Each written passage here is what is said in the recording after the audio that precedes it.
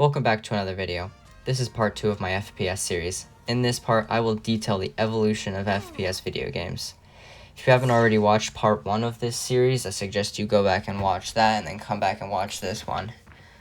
Please leave a like and subscribe and leave a comment if you have time. Completely optional, all up to you. And I hope you enjoy this video. Although the origins of first-person shooters can be traced back as far as 1970s, those games are wildly different from even the games of the 90s, so I decided to skip over them and start with the 90s, which is widely regarded as the start of the modern-day first-person shooter. Although it is not the earliest shooter game, Wolfenstein 3D is often credited with establishing the first-person shooter genre and many of its staples. Wolfenstein, created by ID Software as a successor to the successful 1980s video games Castle Wolfenstein and Beyond Castle Wolfenstein, was an instant success, fueled largely by its shareware release. It has been credited with inventing the first-person shooter genre, and it built on the ray casting technology pioneered in early games to create a revolutionary template for shooter game design, which first-person shooters are still based upon today. Despite its violent themes, Wolfenstein largely escaped the controversy generated by the later Doom, although it was banned in Germany due to the use of Nazi iconography, and the Super NES version replaced enemy attack dogs with giant rats. Apogee Software, the publisher of Wolfenstein 3D, followed up its success with Blakestone, Aliens of Gold in 1993, which featured friendly non-player characters in the form of informants that would give the player hint and supplies. So when you call your friend an NPC, you have Blakestone, Aliens of Gold to thank for that. The game was initially well received, but sales rapidly declined in the wake of the success of Doom, released later that week. Doom, released as shareware in 1993, refined Wolfenstein's template by adding support for higher resolution, improved textures, variation in height, more intricate level design, and rudimentary illumination effects such as flickering lights, areas of darkness, which created a far more believable 3D environment than Wolfenstein's levels, all of which had flat floor space corridors. Doom allowed for competitive matches between multiple players termed death matches, and the game was responsible for the world's subsequent entry into the video game lexicon. According to the creator John Romero, the game's deathmatch concept was inspired by the competitive multiplayer of fighting games such as Street Fighter II and Fatal Fury. Doom became so popular that its multiplayer features began to cause problems for the companies whose networks were used to play the game, causing frequent bandwidth reductions. Doom has been considered one of the most important video games ever made. It was highly influential not only in the subsequent shooter genres, but on video gaming in general, and has been made available on almost every video game console since. Multiplayer gaming, which is now integral to the first-person shooter genre, was first successfully achieved on a large scale by Doom, while its combination of gory violence, dark humor, and hellish imagery garnered acclaim from critics. These attributes also generated criticism from religious groups and censorship committees, with many commentators labeling the game a murder simulator, which they're not completely wrong. There was a lot of death. Star Wars Dark Forces was released in 1995 after LucasArts decided Star Wars would make appropriate material for a game in the style of Doom. However, Star Wars Dark Forces improved on several features that Doom's lacked, such as the ability to crouch, jump, and look and aim up and down. Dark Forces was also one of the first games to incorporate 3D designed objects rendered into the game's 2.5D graphic engine. Apogee's Rise of the Triad began as a sequel to Wolfenstein 3D, but soon altered and became a standalone game released in 1995. The game included ludicrous gibs, bullet holes, and sheets of glass that could be shattered by shooting or running through it. Apogee followed up with Duke Nukem 3D, which was released in 1996, which ran on the Build engine and was the last of the great sprite-based shooters. Duke Nukem 3D won acclaim for its humor based around the stereotyped machismo, as well as its gameplay and graphics. However, some found the games and its later whole series and sequels' treatment of women to be derogatory and tasteless. Marathon Pioneer or War was adapted as family several new features such as default free look, dual wielding, and dual function weapons. Versatile multiplayer modes such as King of the Hill, Kill the Man with the Ball, such good naming back then, and cooperative play. The friendly non-player characters such an NPC were very prevalent in the Marathon games, which also had a strong emphasis on storytelling in addition to the action, which would continue in Bungie's future projects like Halo and Destiny, two of the more popular games as of today. Shortly after the release of Duke Nukem 3D in 1996, ID Software released the much-anticipated Quake. Like Doom, Quake was influential in the genre-defining feature of fast-paced, gory gameplay within the 3D game environment, and making use of real-time rendered polygonal models instead of sprites. It was centered on online gaming and featured multiple match types still found in first-person shooters today. It was the first FPS game to gain a cult following of player clans. Although the concept had previously existed in MechWarrior 2, it was more popular in Quake, and would inspire more popular games to follow in its footsteps. The game's popularity and use of 3D polygonal graphics also helped expand the growing market of video game card, and addition support encouragement for game modifications attracted players who wanted to tinker with the game and create their own models. According to the creator John Romero made a lot of games in this time. Quake 3D was also inspired by 3D fighting game Virtua Fighter. Quake was also intended to expand the genre of Virtua Gamer, influenced melee brawling, but this element was eventually scrapped from the final game. Based on the James Bond film, GoldenEye 007 was released in 1997, and as of 2004, it is still Nintendo's selling Nintendo 64 game in the United States. It has been the first landmark first-person shooter for the console games, and was highly acclaimed for its atmospheric single-player campaign and well-designed multiplayer maps. It featured a sniper rifle and the ability to perform headshots and incorporate stealth elements. All of these aspects were also included in the game's sequel, Perfect Dark, as well as the Virtua Cop-inspired features such as weapon reloading, position-dependent hit reaction animations, and penalties for killing innocents. The newly designed aiming system that allowed players to aim at precise spots on the screen.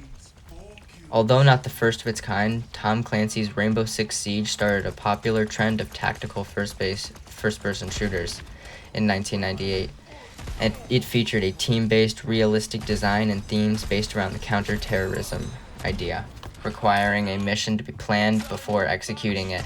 A single hit was sometimes enough to kill a character. Medal of Honor, released in 1999, gave birth to a long-running proliferation of simulation first-person shooters set in World War II, a theme that would continue all the way today with games like Call of Duty World War II. Valve's Half-Life was released in 1998 based upon Quake's graphic technology. Initially met with only mild anticipation, it went on to become a commercial success, while most of the previous first-person shooters on the IMB PC platform focused on gameplay with relatively weak or irrelevant plots. Half-Life placed a far bigger focus on a strong narrative. The game featured no cutscenes but reminded the player in first-person perspectives all time. It capitalized heavily on the concepts of non-enemy characters seen in the Marathon series, like NPCs, and wider game, but did not employ power-ups in the traditional sense, making it somewhat more believable to the overall experience. The game was praised for its artificial intelligence, selection of weapons, and attention to detail, and has since been recognized as one of the greatest games of all time, according to GameSpot. Its sequel, Half-Life 2, released in 2004, was less influential, though arguably a more impressive game. At the E3 game show in 1999, Bungie unveiled a real-time strategy game called Halo, aka Halo Combat Evolved. At the following E3, an overhauled third-person shooter version was displayed. In 2000, Bungie was bought by Microsoft. Halo was then revamped and released as a first-person shooter. It became one of the launch titles for Microsoft. Halo was then it was a runaway critical acclaim and commercial success, and is considered a premier console first-person shooter game. It featured narrative and storyline reminiscent of Bungie's early Marathon series, but now told larger in-game stories through dialogue and cutscenes.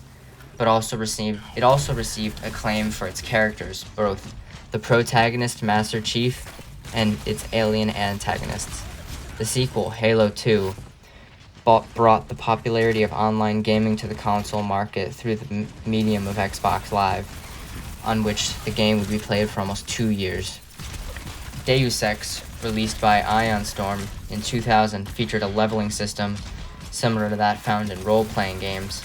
It also had multiple narratives depending on the game, and how the player was completed the missions, and it won acclaim for this in its artistic style.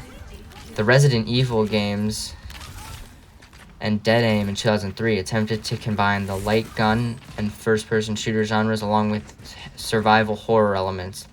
Metroid Prime, released in 2002 for the Nintendo GameCube, was highly praised for its console first-person shooter incorporating action-adventure elements such as jumping puzzles, and built on the Metroid series of 2D side-scrolling platform adventures.